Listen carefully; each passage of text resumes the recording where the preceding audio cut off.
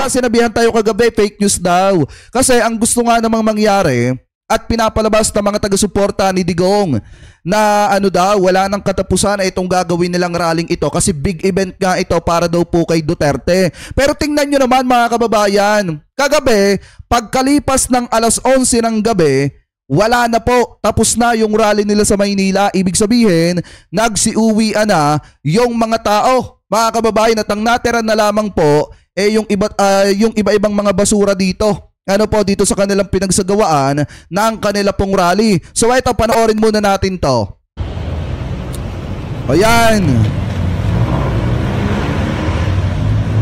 Lana.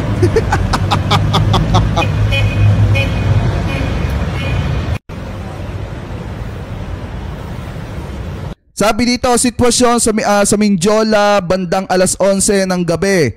Pagkatapos ng Tatay Digong 80th event, wala ng tao mga kababayan, nagsiuwian na yung mga tao. Ay akala ko ba hanggang umaga to mga kababayan, bakit hanggang alas 11 ng gabi lang tapos na, ubos na yung mga tao?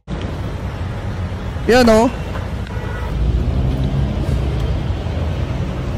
May mga basu-basura pa nga kung titingnan nyo mga kababayan, ito diba? Kaya nga mga kababayan, sa totoo lang, yung sinasabi ko kagabi patungkol po sa inyo na hanggang dyan lang yung kaya nilang gawin, hindi na nila kakayaning tumagal dyan.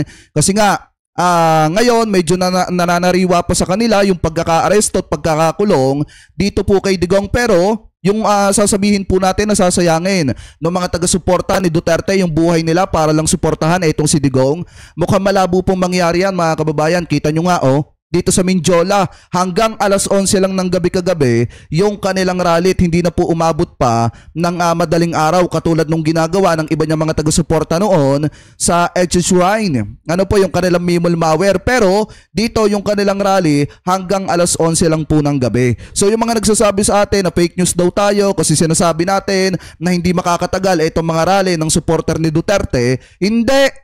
Ayan yung isang patunay na hanggang alas 11 lang ng gabi kayo. Wala nang katao-tao. Diba? Kaya nga, mabilis ang rally lang yan. Kaya nga, di ba mga kababayan? Kaya nga yung sinasabi nila na tatagal, kalokohan yan. Tama na yung nagpakita lang sila ng konting suporta. Kasi sa totoo lang mga kababayan, yung mga nagrarally kahapon na mga taga-suporta ni Duterte, yung iba pala doon nag-aaway-away na. Kasi nga naman, ayaw po nila magpa-interview daw sa mga media kasi sobrang bias daw pagdating po kay Duterte. Kaya ang nangyari mga kababayan, yung mga taga-suporta mismo ni Duterte ang nagtatalo-talo na po. Sila-sila na ang nag-aaway-away doon. Ano po ngayon mga kababayan, since pinakita ko sa inyo na maaga pa lamang natapos na po yung rally ng mga DD-shit para ipakita yung pagsuporta po nila kay Duterte. Ito pa yung mga sumunod na nangyari. Yan. Kung titingnan ninyo, dito naman daw po mga kababayan sa Davao City kahapon, namigay daw mga kababayan ng pagkain ng opisina nitong si Pulong. Dito daw po sa mga nagrally mga kababayan at nagpakita ng suporta dito kay Duterte. At saka kung titingnan nyo, di ba sinasabi ng kampo ni Sara Duterte or kahit ni Sara Duterte ayaw daw po nila sa ayuda. Ibig sabihin, wag daw po magbigay ng ayuda doon sa mga kababayan po nating Pilipino. Dahil nga naman mga kababayan, since mag-e-election po ngayong Mayo 12, yan po ay nagpapakita ng vote buying. Yan po yung pagkakasabi ni Sara Duterte. Ang nakakapagtaka dito mga kababayan, bukod sa pagkain at ayuda, ano pa kaya ang ipinamigay nila doon sa mga tao na nagpunta at nakiisa doon sa rally na isinagawa kahapon para ipakita yung pagbate at pagsuporta po nila di umano daw dito kay Duterte. Kasi mga kababayan, baka sabihin ng iba fake news tayo. Wala namang ayudang ipinamigay tapos sinasabi natin dito may ayuda. Eto yan, ano tawag dyan? Di ba mga kababayan, ayuda yan? Ayuda yan, may nakalagay pa Tatay Digong 88 80 mga kababayan. Kung titingnan nyo, namigay din sila ng ayuda at saka pagkain. Ito yung video.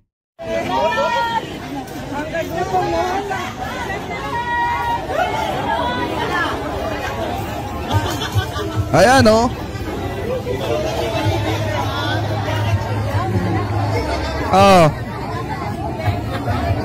Diba?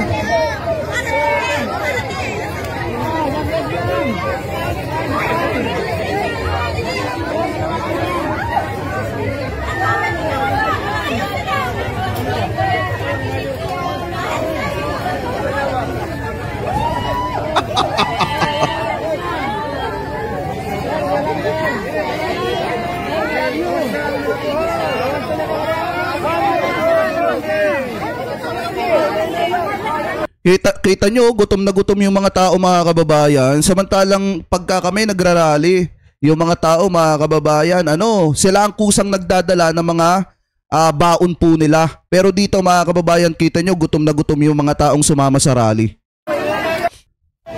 Ayan, mga kababayan ha, bukod po sa pagkain, namigay din po sila ng ayuda. Eto, maliwanag naman. Ayan, kung titingnan nyo, mga kababayan, ayuda po tawag dyan. Kasi baka mamaya, sabihin ng mga taga-suporta ni Sara Duterte, hindi naman namimigay ng ayuda. Walang ganyan. Kasi sinabi na ni Sara Duterte na wag daw mamimigay ng ayuda. Masama daw po yun. Yun daw po ang pamamaraan ng vote buying. Idinadaan lamang daw po sa ayuda.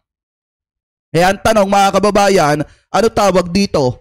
Kasi kung pagpapakita lamang yan, mga kababayan, ng pa-birthday kay dating Pangulong Duterte, masyadong ingrande naman. At kailangan pa may mga pagganito, mga kababayan. Kasi ang pagkakaalam ko dyan, kung totoo at tunay yung pagsuporta sa isang kandidato, mga kababayan, may ayuda man or wala, talagang naando dun yung pagsuporta. Pero dito kasi, mga kababayan, maliwanag naman na yung kanilang isinagawang rally, isinabay na rin po nila yung kanilang pangangampanya. At kung titingnan nyo, maliwanag din naman yung sinasabi ni Sara Duterte sa The Hague, Netherlands, nakabilin-bili na ni Duterte doon sa kanyang dalawang anak na lalaki na wag pababayaan ang Davao City. Ibig sabihin, yung kanilang pangangampanya sa Davao City. Di ba maliwanag naman na sinabi ni Sara, nasabi daw ni Digong, saka na lamang daw sa dalawin ni Pulong kapag tapos na ang eleksyon at kapag nanalo ng kongresista, etong si Pulong, mga kababayan, at ganun din daw etong si Basti Duterte na kapag nanalo ng vice mayor dyan daw po sa Davao City. So malaki ang possible, mga kababayan, na doon sa isinagawa nila pong rally kahapon, isinabay na din po nila yung kanilang pangangampanya dyan. Alam naman po natin, mga kababayan, na ang purpose at punot dulo ng lahat ng ito hindi lang para pagbate kay dating Pangulong Duterte, kung hindi para na rin po sa pangangampanya ng mga Duterte dyan po sa Davao City. Ayan may mga paayuda, tapos sasabihin nila mga kababayan, tawag dito, sasabihin nila wala daw ayuda at daw yon, isang paraan daw ng vote buying. Pero maliwanag naman na sila mismo ang namimigay ng ayuda. Po ngayon, punta naman po tayo, mga kababayan, dito pa. Yan. Dito pa sa isang topic, mga kababayan, na nakita natin na kung saan akala ko ba birthday ni Digong yung ipinagdidiwang nila. Pero bakit ang nangyari dito, mukhang ginagawa po ata nilang santo etong si dating Pangulong Duterte at pinagtitirik pa nila ng kandila, mga kababayan, pinagsisindi pa nila ng kandila at binabasahan pa ata nila, mga kababayan, ng pasyon dito. Po ngayon, ito, pakinggan nyo, mga kababayan, at panoorin nyo.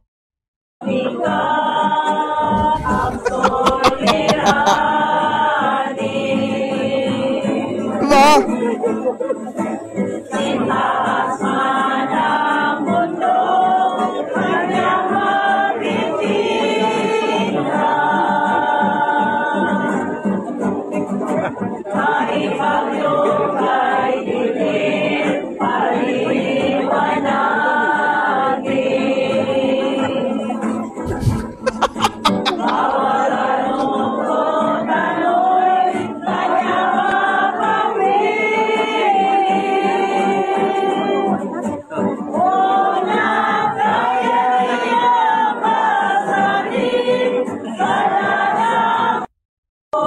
Kita nyo, mga kababayan, talagang sobra yung effort nila kay dating Pangulong Duterte. Kala ko nga birthdayhan lang to, mga kababayan, pero may mga pakandila pa. Ang pagkakaalam ko lang kasi, mga kababayan, yung may mga ganito, kita nyo naman yung nila kay Duterte, yung pagtrato nila.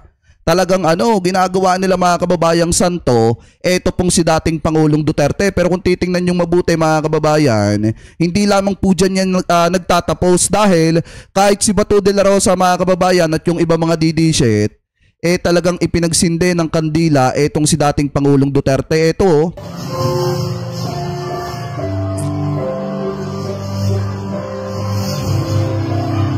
grabe no? Happy birthday to you. Yeah, sabi nga dito, grabe talaga, buhay pa nga ang tao, may padasal na. Hindi nga, yun nga mga kababayan na napapansin ko dyan eh. Kasi ang pagkakaalam ko, pagka may mga ganon, na dinadasalan yung larawan mga kababayan, di ba minsan nakikita lamang natin yan doon sa 48 ata nung Limbawa, pagkawala nung tao, yung 40 ata mga kababayan yun, parang 40 days nung tao mga kababayan, doon lang natin malimit makita yung ganon at saka doon sa babang luksa. Eto nga partida, buhay pa si dating Pangulong Duterte, nag-celebrate lamang po ng birthday pero may mga paganya na po sila na parang kung titingnan nyo mga kababayan, iba kasi yung dating lalo na nung tinirikan nila ng kandila doon sa may larawan tapos dinadasalan nila. Hindi ko alam kung ano yung dinadasal nila doon kung pampasyon ba yun or pang alam nyo na yun.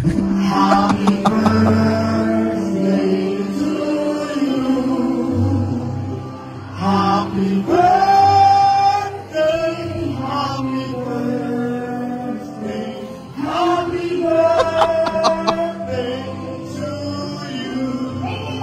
Ang liwanag ng buwan.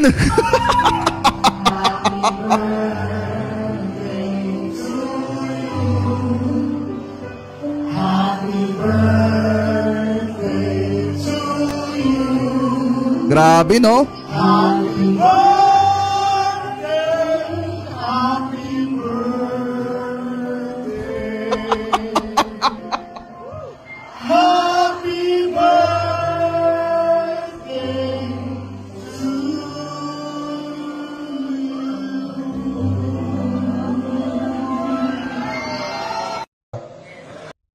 Ayan mga kababayan ganyang katindi yung naging birthday ni dating Pangulong Duterte. May mga pakandila pa. Buhay pa nga itong si dating Pangulong Duterte pero pinadadasalan na po agad nila. Kasi mukhang mga kababayan lalo na yung ginawa nila doon sa larawan na may mga nakalagay na kandila mga kababayan tapos dinadasalan nila. Para sa akin mga kababayan buhay pa si dating Pangulong Duterte tapos may mga pagano na. Mukhang ibang tingnan mga kababayan. Lalo na sa inyo, 'di ba? May mga nag-comment nga dito, buhay pa nga si dating Pangulong Duterte pero pinapadasalan na. And then mga kababayan, kung titingnan nyo, may mga pakandila pa sila dito. And then kung makikita nyo, etong si Senator Bato, isa rin sa nakibahagi ng pagsisinde ng kandila bilang pagbati kay dating Pangulong Duterte. Pero anyway, mga kababayan, comment below na lamang po kung ano po masasabi nyo. Hingil po dyan.